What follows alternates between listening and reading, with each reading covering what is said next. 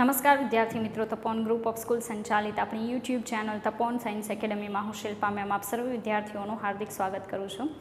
JEE NEET 11 science chemistry chapter thermodynamics ઉષ્મગતિશાસ્ત્ર. ચાલો, ઉષ્મગતિશાસ્ત્રની અંદર યાદ હોય તો આપણે જુદા જુદા પ્રકારની એન્થાલ્પીઓ સ્ટડી કરતા હતા.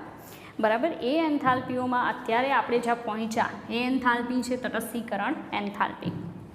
હવે નોર્મલી ન્યુટ્રલાઇઝેશન એન્થાલ્પી જે છે એ કોઈપણને ખ્યાલ આવી શકે કે એસિડ અને બેઝ જે છે એને આપણે ભેગા કરી, બરાબર, તો ન્યુટ્રલાઇઝેશન થશે અને એની સાથે કનેક્ટેડ જે એન્થાલ્પી છે એને આપણે ન્યુટ્રલાઇઝેશન એન્થાલ્પી એટલે કે તટસ્થીકરણ એન્થાલ્પી કહી શકીએ. બરાબર છે.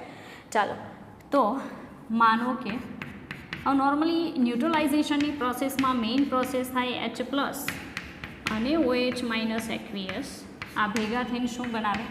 H2O liquid.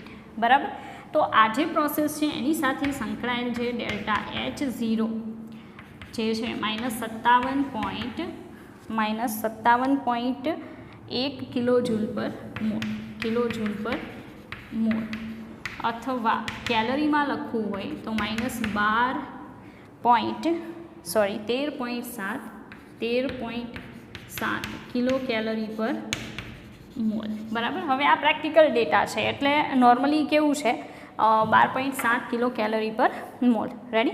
હવે એ પ્રેક્ટિકલ ડેટા છે, મેં કીધું એમ કે એ તમારે યાદ રાખવાના છે. એમાં ખાસ કરીને કિલો જૂલવાળી પ્રાઇઝને બિલકુલ ભૂલવી નહીં. કેલરીમાં પૂછે તો -13.7 કિલો કેલરી પર મોલ અને જૂલમાં પૂછે તો -57.1 કિલો જૂલ પર મોલ. અને આજે છે એ કોની વાત કરી મેં? તટસ્થીકરણની. એમાં પણ ખાસ કરીને પ્રબળ એસિડ પ્લસ પ્રબળ બેઝ. બરાબર, પ્રબળ એસિડ અને પ્રબળ બેઝ વચ્ચે જ્યારે તટસ્થીકરણ થાય, બરાબર, તો ત્યારે જે એન્થાલ્પી સંકળાયેલી છે, એન્થાલ્પીનો ફેરફાર, બરાબર, એ -57.1 kilo joule per mall. Otherwise you can also use -13.7 kilo calorie પર મોલ. પણ એક નોટ ખાસ યાદ રાખવી. નોટ એમ છે કે જો અન્ય કોઈ પણ પ્રકારના એટલે કે પ્રબળ એસિડ અને પ્રબળ બેઝને ભેગા કરો તો પ્રાઇઝ આ છે. પણ જો અન્ય કોઈ પણ પ્રકારના એસિડ બેઝનું મિશ્રણ લેવામાં આવે, એસિડ અને બેઝનું મિશ્રણ લેવામાં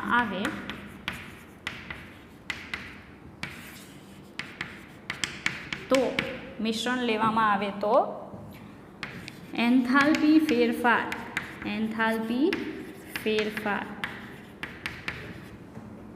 આપેલ મૂલ્ય કરતાં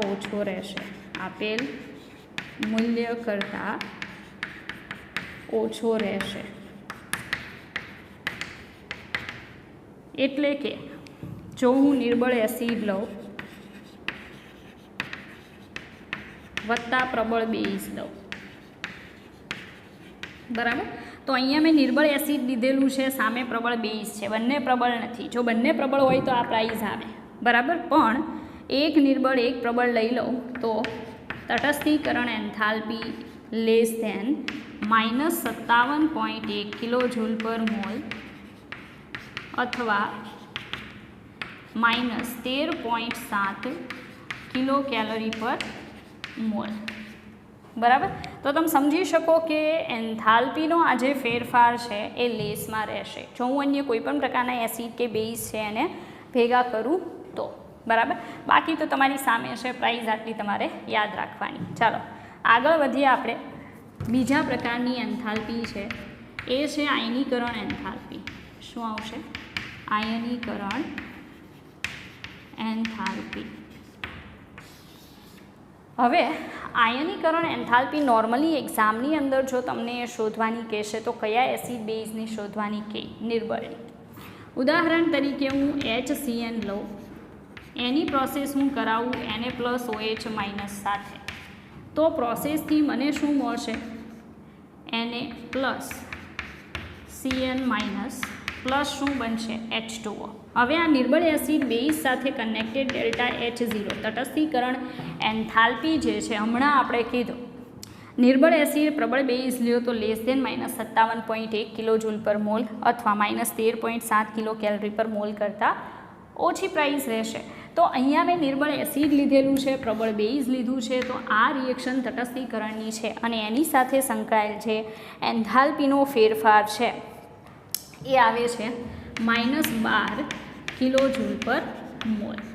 એનો સીધો મતલબ એમ થશે, ઘણા લોકો કહેશે મેડમ માઇનસમાં નાનું એ મોટું કહેવાય ને મોટું એ નાનું કહેવાય, પણ આ લોકો જે વાત કરે છે ને એ પ્રાઇઝની વાત કરે છે. એટલે મૂલ્ય પ્રમાણે નાનું લેવું, બરાબર, સાઇન વાઇઝ નહીં. મૂલ્યમાં 57 છે, ત્યાં જુઓ કેટલું છે 12, બરાબર છે, એટલે પ્રાઇસ લેસ રહેશે. ચાલો બીજી એવી એક પ્રોસેસ છે આપણી પાસે, એ છે CH3COOH વત્તા NaOH પ્રબળ એસિડ નિર્બળ બેઝ, પાછું ન્યુટ્રલાઇઝેશન થશે. શું થાય? Na પ્લસ CH3COO માઇનસ વત્તા H2O. આ પણ એક તટસ્થીકરણની પ્રક્રિયા છે અને આ તટસ્થીકરણની પ્રક્રિયા સાથે સંકળાયેલ એન્થાલ્પીનો ફેરફાર મૂલ્ય વાઇઝ છે 49 કિલોજૂલ પર મોલ. તો જુઓ મૂલ્ય વાઇઝ 49, મૂલ્ય વાઇઝ 12, જે આ 57 કરતાં કેવી પ્રાઇસ બતાવે છે? નાની. તો ખાસ કરીને તમારે યાદ રાખવાનું છે કે જો પ્રબળ એસિડ પ્રબળ બેઝને ભેગા કરવામાં આવે તો જે તટસ્થીકરણ એન્થાલ્પીની પ્રાઇસ છે એ મૂલ્ય વાઇઝ 57.1 કિલોજૂલ પર મોલ અથવા -13.7 કિલો કેલરી પર મોલ. રેડી? અને મૂલ્ય વાઇઝ આપણે અન્ય કોઈ પણ પ્રકારના એસિડ બેઝને ભેગા કરીએ, નિર્બળ, 2 નિર્બળ, 1 નિર્બળ, 1 પ્રબળ, તો જે તટસ્થીકરણ એન્થાલ્પી આવે એ મૂલ્ય વાઇઝ 57 અને 13.7 કરતાં કેવી આવશે? ઓછી. જેના ઉદાહરણ પહેલી સાઈડ છે. આયનીકરણ એન્થાલ્પી શોધવી હોય તો તટસ્થીકરણ એન્થાલ્પીનો ઉપયોગ કરવો પડે, બરાબર. એનું એક આપણી પાસે ઉદાહરણ છે. ચાલો જોઈએ આપણે ઉદાહરણ. હવે ઇનકેસ એ લોકો તમને આયનીકરણ એન્થાલ્પી પૂછે એક્ઝામની અંદર MCQમાં, ત્યારે શું કરવાનું? માનો કે એણે પૂછ્યું HCN છે, બરાબર. હવે આમાં એક્ઝામ્પલ છે એ જ તમને કરાવું કે HCN છે એમાંથી H પ્લસ અને CN માઇનસ, આ શું થયું? આયનીકરણ થયું. આપણે આ શું લીધેલું છે? એસિડ, બરાબર. હવે એસિડનું આયનીકરણ થયું એની સાથે સંકળાયેલ ડેલ્ટા IH0 આપણને જોઈએ છે, આપણને ખ્યાલ નથી. આ આપણને સવાલ પૂછ્યો છે કે આ એસિડનું આયનીકરણ થાય H પ્લસ CN માઇનસમાં, 100% તો નહીં થાય કારણ કે નિર્બળ એસિડ છે. તો જેટલું પણ આયનીકરણ થાય એ દરમિયાન જે પણ એન્થાલ્પીનો ફેરફાર થાય એ એન્થાલ્પી ફેરફારનું મૂલ્ય કેટલું હશે? આ ક્વેશ્ચન પૂછ્યો છે, બરાબર. તો આવો ક્વેશ્ચન પૂછે ત્યારે બીજા નંબરનું સ્ટેપ, એટલે કે આપેલી રિએક્શનની નીચે બીજા નંબરનું સ્ટેપ હંમેશા જે કહું ને એ જ લખવાનું, બરાબર. કયું? તો તટસ્થીકરણવાળું સ્ટેપ કે H પ્લસ વત્તા OH માઇનસ, એમાંથી શું બને? H2O. આ કઈ પ્રક્રિયા છે? તટસ્થીકરણ. જો બાજુની સાઈડમાં મેં બતાવેલું છે.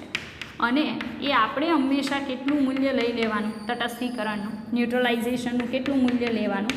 તો -57.1 કિલોજૂલ પર મોલ. આપણે તો એમ જ ધારી લેવાનું કે સ્ટ્રોંગ એસિડ સ્ટ્રોંગ બેઝ છે, બરાબર. એટલે આપણે કેટલું લઈ લેવાનું? -57.1 કિલોજૂલ પર મોલ, બરાબર. જે અહીંયા ઓલરેડી બતાવેલું છે H plus OH minus H2O -57.1 કિલોજૂલ પર મોલ. રેડી?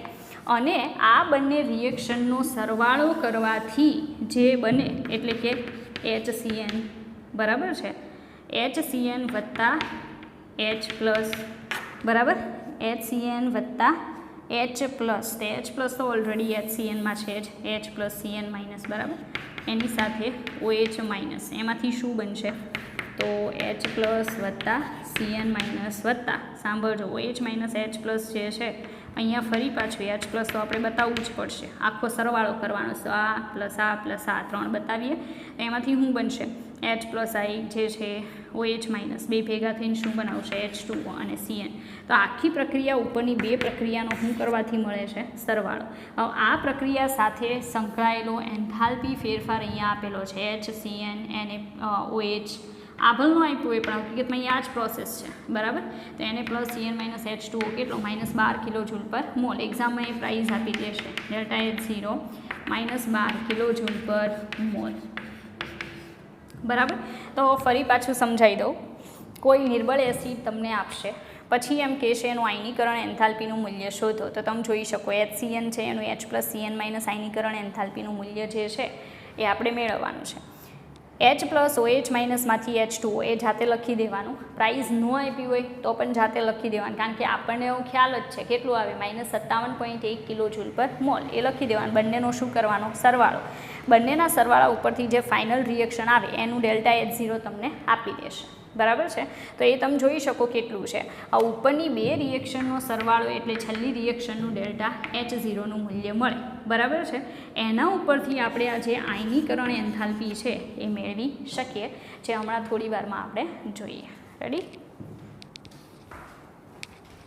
ચાલો, તો ત્યાં તમે જોઈ શકો છો વિદ્યાર્થી મિત્રો કે બે રિએક્શનનો સરવાળો કરવાથી આપણને ત્રીજા નંબરનું મળે છે, બરાબર. તો આને હું આખાને 1 કહી દઉં, આને 2 કહી દઉં, બરાબર.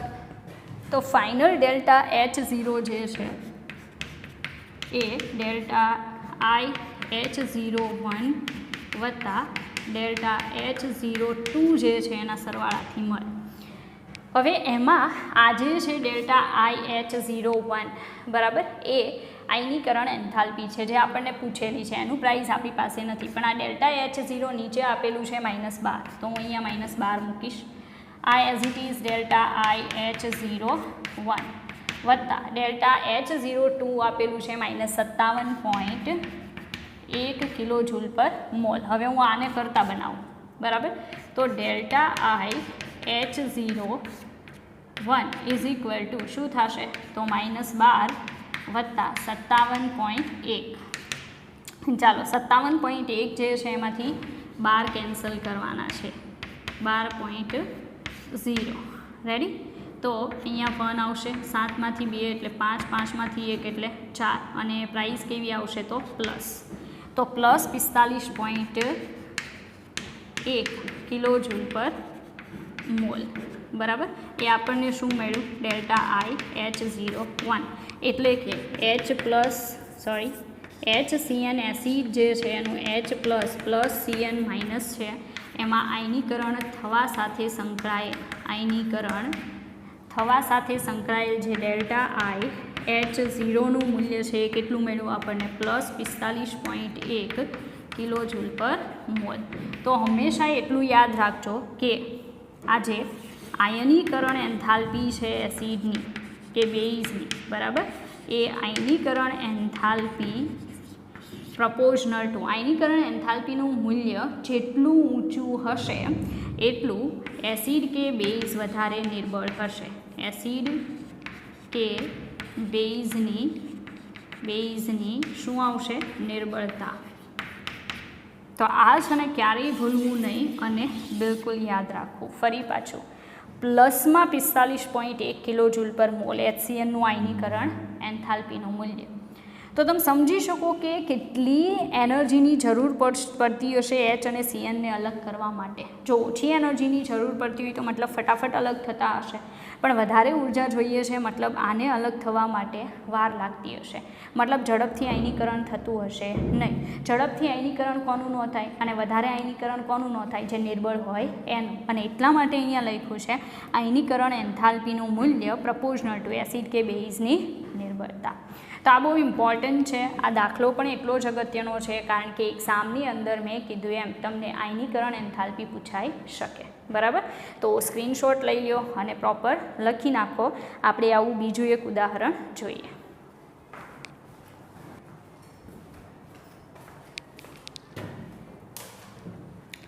ચલો વિદ્યાર્થી મિત્રો, આપણે એક ઉદાહરણ જોશું, બરાબર. ચલો, ઉદાહરણમાં તમને દેખાતું જ હશે, રકમની અંદર ઓલરેડી આપેલું છે H+ અને OH-, મતલબ આ તટસ્થીકરણની પ્રક્રિયા છે. એ તટસ્થીકરણની પ્રોસેસ સાથે કનેક્ટેડ જે તટસ્થીકરણ એન્થાલ્પી છે ડેલ્ટા H0 કેટલી લઈ લેવાની? -57.1 કિલો જૂલ પર મોલ. એ જાતે જ લઈ લેવાની. જો કે એક્ઝામની અંદર અને આપણું જે MCQ છે એની રકમમાં આપેલું જ છે. બીજા સ્ટેપમાં શું લખવાનું, તો જે તે નિર્બળ આપેલું હોય, નિર્બળ એસિડ હોય તો તેનું, અથવા નિર્બળ બેઝ હોય તો તેનું શું લખવાનું, આયનીકરણ. જેમ કે NH4OH નિર્બળ બેઝ છે, એમાંથી શું બનશે, NH4+ અને OH- એનું આયનીકરણ. તો એની આયનીકરણ એન્થાલ્પી આપેલી નથી પણ પૂછેલી છે, તો બીજું સ્ટેપ હંમેશા એનું લખવાનું. બરાબર છે, આ તમને સ્ટેપ જ કહું છું એટલે તમને ઇઝી પડે. રેડી? તો ∆IH0 = ક્વેશ્ચન માર્ક છે. હવે ઉપરની તટસ્થીકરણની પ્રક્રિયા અને જે તે એસિડ કે બેઝના આયનીકરણ પ્રક્રિયા જે છે એનો સરવાળો કરો એટલે હંમેશા નિર્બળ બેઝનું જે તે એસિડ અથવા નિર્બળ એસિડનું જે તે બેઝ વડે આપણને આખું તટસ્થીકરણની પ્રોસેસ છે એનું ઇક્વેશન મળે. બરાબર? તો તમે જોઈ શકો OH- કેન્સલ અપોઝિટ ડાયરેક્શનમાં. બાકી શું હોય, H+, NH4OH, arrow, H2O, NH4+. તો એ નિર્બળ બેઝ અને પ્રબળ એસિડની તટસ્થીકરણ એન્થાલ્પી જે રકમમાં આપેલી છે ∆H0 = -51.1 kJ/mol. હવે આપણને ખબર છે કે આ જે ∆H0 છે, ∆H0 એ આ જે તટસ્થીકરણ એન્થાલ્પી ∆H0 આપણે એને શું કહી દઈએ, ∆H01 અને ∆IH02. બરાબર? તો ∆H01 વત્તા ∆IH02 જે છે એનો સરવાળો. હવે ∆H0 કેટલું આપ્યું છે, -51.1 kJ/mol. ∆H01 આપેલું છે -57.1 kJ/mol પ્લસ ∆IH02 જે છે આયનીકરણ એન્થાલ્પી નિર્બળ બેઝની એ આપણને પૂછેલી છે. તો આપણે શું કરીએ, ∆IH02 જે છે એને કરતા બનાવીએ. જો એવું કરીએ તો આ એઝ ઇટ ઇઝ રહેશે, આ 57 આગળ આવે એટલે +57.1 - 51.1 કેટલા આવશે, +6 kJ/mol.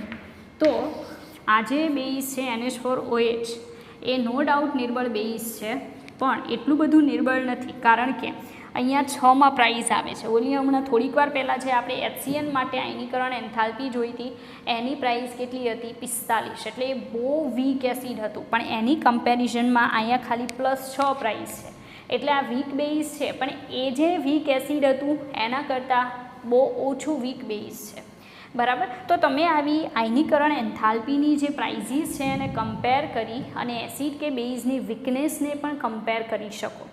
બરાબર? તો આ આયનીકરણ એન્થાલ્પી ગણવા માટેનું બીજા નંબરનું ઉદાહરણ. રેડી?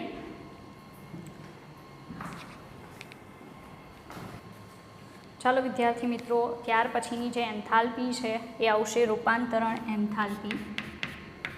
રૂપાંતરણ એન્થાલ્પી. હવે રૂપાંતરણ એન્થાલ્પીની અંદર બને ત્યાં સુધી કોઈ પણ એલિમેન્ટ હશે એના જે અપર રૂપો છે, બરાબર, એ અપર રૂપોના પરસ્પર રૂપાંતરણો સાથે સંકળાયેલ એન્થાલ્પીનો ફેરફાર જે છે એ આપણને એક્ઝામમાં MCQમાં પૂછાઈ શકે. બહુ સિમ્પલ છે. આઈ થિંક તમે NCERTની બુકમાં પણ આ વસ્તુ સ્ટડી કરી ગયા હશો. બરાબર છે? લાઈક આપણી પાસે એક એક્ઝામ્પલ છે સી ગ્રેફાઇટ. એમાંથી શું આવશે, સી હીરો ઓર ડાયમંડ. બરાબર? હવે આની સાથે સંકળાયેલ જે એન્થાલ્પીનો ફેરફાર છે ∆H0 એ ક્વેશ્ચન માર્ક છે. રેડી? હવે એક્ઝામની અંદર જો આવું તમને પૂછે તો બીજી પણ કેટલીક ઇન્ફોર્મેશન આપશે MCQમાં જેનો ઉપયોગ તમે કરી શકો. જેમ કે આ આપણે અગાઉ જોઈ ગયા છીએ, ફરી પાછું અત્યારે જોઈએ છે. આમાં આપી દીધેલું છે ઉદાહરણમાં કે સી ગ્રેફાઇટ છે, એની O2 ગેસ સાથેની પ્રક્રિયા કરાવીએ તો આપણને એમાંથી મળે છે CO2 ગેસ. એની સાથે સંકળાયેલ જે એન્થાલ્પી એટલે કે એની દહન એન્થાલ્પીનો ફેરફાર જે છે CH0 એ આપેલો છે આપણને -393.51 kJ/mol. આ ગ્રેફાઇટ છે એની દહન એન્થાલ્પીનો ફેરફાર. એ જ રીતે C hero plus O2 gas, બરાબર, એની સાથે સંકળાયેલ જે દહન એન્થાલ્પીનો ફેરફાર છે ∆CH0 એ કંઈક આપવામાં આવેલું છે -395.41 kJ/mol. અને સવાલમાં પૂછેલું છે આ. બરાબર. તો આવી બે રિએક્શન આપશે અને એક અપર રૂપમાંથી બીજા અપર રૂપમાં જે કન્વર્ઝન છે એની સાથે સંકળાયેલ એન્થાલ્પીનો ફેરફાર પૂછી શકે આપણને. રેડી. તો એ એન્થાલ્પી ફેરફાર સુધી આપણે પહોંચવા માટે શું કરવું પડે કે આપણે આ ઇક્વેશન લાવવાનું છે આપેલા ઇક્વેશન ઉપરથી. તો પહેલું ઇક્વેશન તો એઝ ઇટ ઇઝ રહેશે કારણ કે ગ્રેફાઇટ પ્રક્રિયક છે, અહીંયા પણ ગ્રેફાઇટ પ્રક્રિયક છે એટલે પ્રક્રિયા નંબર 1 એઝ ઇટ ઇઝ રહેશે. પ્રક્રિયા 1 એઝ ઇટ ઇઝ. પરંતુ પ્રક્રિયા 2 જે છે બરાબર, એ પ્રક્રિયા 2માં હીરો પ્રક્રિયક છે પણ આપણી જે મેઇન પ્રક્રિયા છે એમાં હીરો શું છે? નિપજ છે. એટલે પ્રક્રિયા 2ને ઉલટાવવી પડે. તો પ્રક્રિયા 2ને ઉલટાવતા ચાલો પ્રક્રિયા 2ને ઉલટાવીને લખીએ તો શું થાય? અહીંયા CO2 ગેસ, એમાંથી અહીંયા સી હીરો પ્લસ શું આવશે? O2 gas. બરાબર. એની સાથે સંકળાયેલ ડેલ્ટા H0 જે છે એ પ્લસ 395.41 કિલોજૂલ પર મોલ. બરાબર. તો પ્રક્રિયા 2 જે છે એને ઉલટાવી દીધી છે. હવે પ્રક્રિયા 1 જે છે એની સાથે શું કરીએ? સરવાળો. તો સી ગ્રેફાઇટ વત્તા O2 ગેસ, એમાંથી શું બની જશે? CO2 gas. તો એ રિએક્શનને મેં એઝ ઇટ ઇઝ રાખેલી હોવાથી ડેલ્ટા CH0, હવે આમાં CH0 તો નહીં ચાલે. બરાબર. એટલે delta CH0 is equal to -393.51 કિલોજૂલ પર મોલ. હવે આ બે પ્રક્રિયા છે એનો હું સરવાળો કરું તો આ કેન્સલ આઉટ થશે. તો વધ્યું શું? સી ગ્રેફાઇટ એમાંથી સી હીરો થઈ ગયું રૂપાંતરણ. હવે એ જે છે એ ડેલ્ટા H0 બરાબર ક્વેશ્ચન માર્ક, પણ આપણને ખબર છે કે ઉપરની બે પ્રક્રિયાઓના ડેલ્ટા H0ના મૂલ્યોનો સરવાળો કરું તો મને આ જે રૂપાંતરણ એન્થાલ્પી છે એ મળી જાય. તો અહીંયા delta H0 is equal to delta H0 plus delta CH0. ચાલો ડેલ્ટા H0 પહેલી રિએક્શનનું છે 395.41 વત્તા -393.51. ચાલો 395.41 માઇનસ 393.51 તો કેટલા આવશે? અહીંયા આપણે ગણતરી કરીએ. 395.41 માઇનસ 393.51. આ 0 આવશે, આ 14, આ 4, 5 જાય એટલે 9 આવશે. 4માંથી 3 1 0 0 1.90 પ્લસ ઓર માઇનસ તો પ્લસ 1.90 કિલોજૂલ પર મોલ. રેડી. એન્થાલ્પીનો ફેરફાર તમે જોઈ શકો પ્લસમાં આવે છે.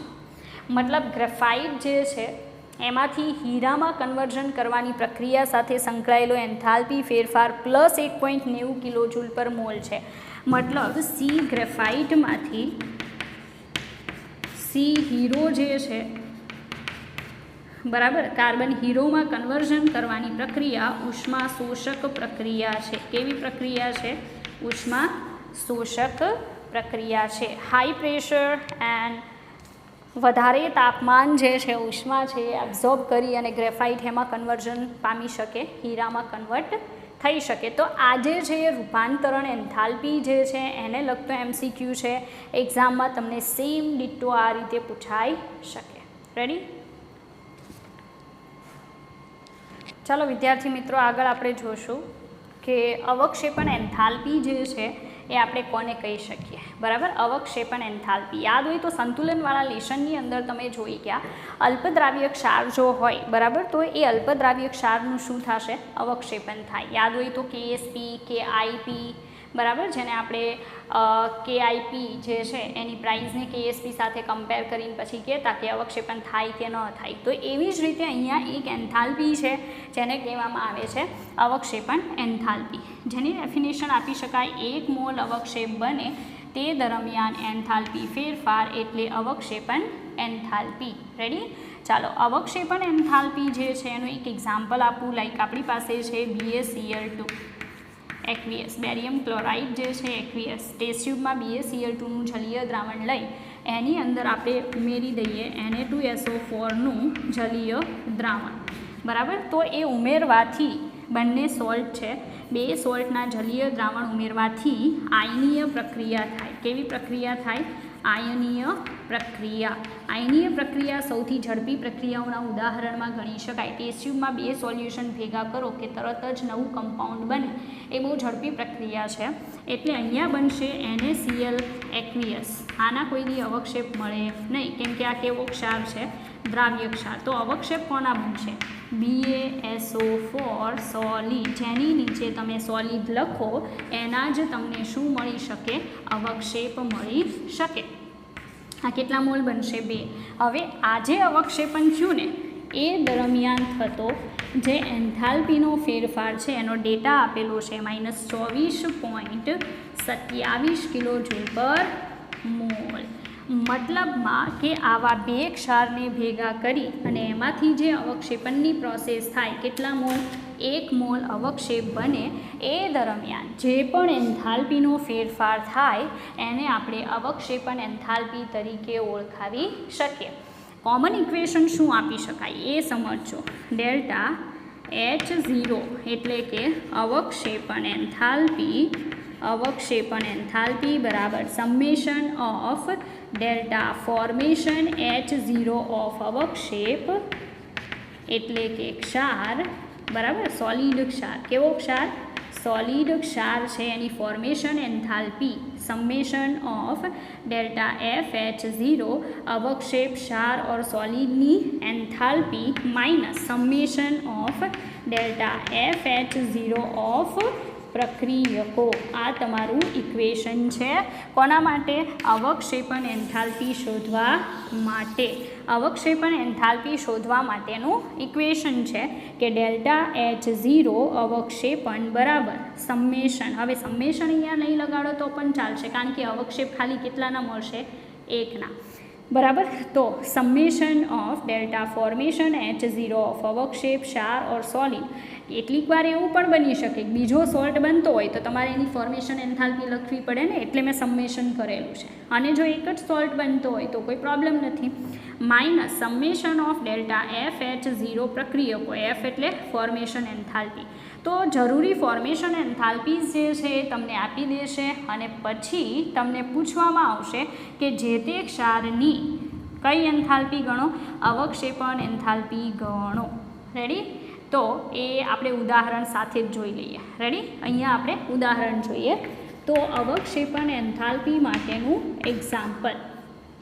ચાલો, એક્ઝામ્પલ જે છે એમાં આપણને કહેવામાં આવેલું છે કે Ag પ્લસ એક્વિયસ વત્તા Cl માઇનસ એક્વિયસ ભેગા થઈ એમાંથી બને છે AgCl સોલિડ. મતલબ શું બને છે?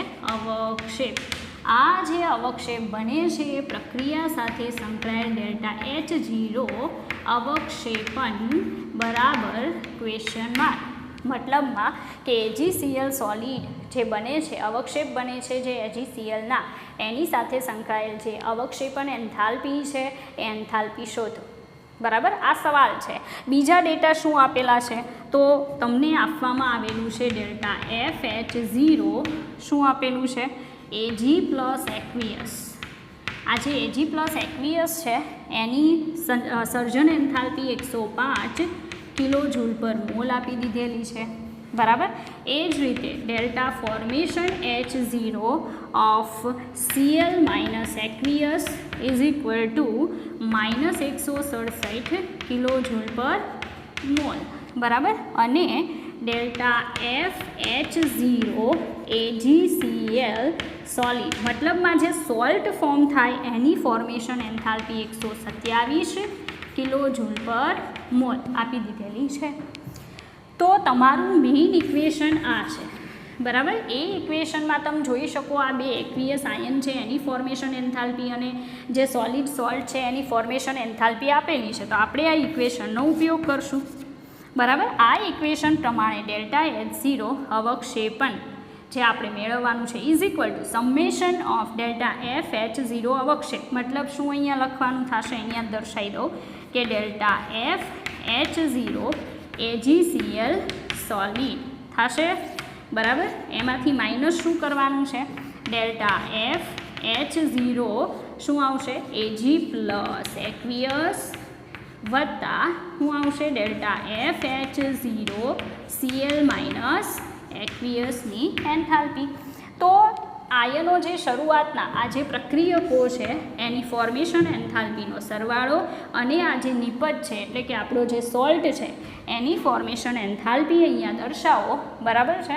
અને એનું પ્લસ માઇનસ કરતાં જે જવાબ આવે એ તમને શું મળશે, ડેલ્ટા H0 અવક્ષેપણ કોનું, AgCl સોલિડ. ચાલો તો અહીંયા કેટલી આપેલી છે, -127 પોઈન્ટ કાંઈ નહીં આટલા કિલો જૂલ વત્તા માઇનસ શું આવશે 105 plus -167 kilo joule per mall. Ready. તો -127 એઝ ઇટ ઇઝ, અહીંયા માઇનસ. હવે 167માંથી 105 કેન્સલ, કેમ કે પ્લસ માઇનસ માઇનસ, તો 167 -105 5 6 7 2 અહીંયા 6 0 62 આવશે, -62 માઇનસ માઇનસ પ્લસ થાય, -127 પ્લસ 62, તો આન્સર તો માઇનસમાં જ આવશે. 127માંથી 62 માઇનસ, ચાલો 62 માઇનસ, અહીંયા એઝ ઇટ ઇઝ 7, પણ અહીંયા 12, અહીંયા 0, 12માંથી 6 તો 6, 7માંથી 2 એટલે 5, 65 -65 કિલો જૂલ પર મોલ. બરાબર. તો -65 કિલો જૂલ પર મોલ આપણને AgCl સોલિડ જે છે એની અવક્ષેપણ એન્થાલ્પી મળે. આ ઇક્વેશન તમારે યાદ રાખવાનું કે ડેલ્ટા H0 અવક્ષેપણ બરાબર જે પણ ક્ષાર છે, બરાબર, જેનું અવક્ષેપણ થાય છે એ ક્ષારની ફોર્મેશન એન્થાલ્પીમાંથી એમાં રહેલા આયનોની ફોર્મેશન એન્થાલ્પીનો સરવાળો શું કરવાનો, કેન્સલ. એટલે તમને જે તે ક્ષાર છે એની અવક્ષેપણ એન્થાલ્પી મળી જશે. બરાબર. તો બહુ સિમ્પલ છે, કાંઈ એટલું ડિફિકલ્ટ નથી, બસ એક ઇક્વેશન યાદ રાખો, તમારો આન્સર આવશે. ઓકે.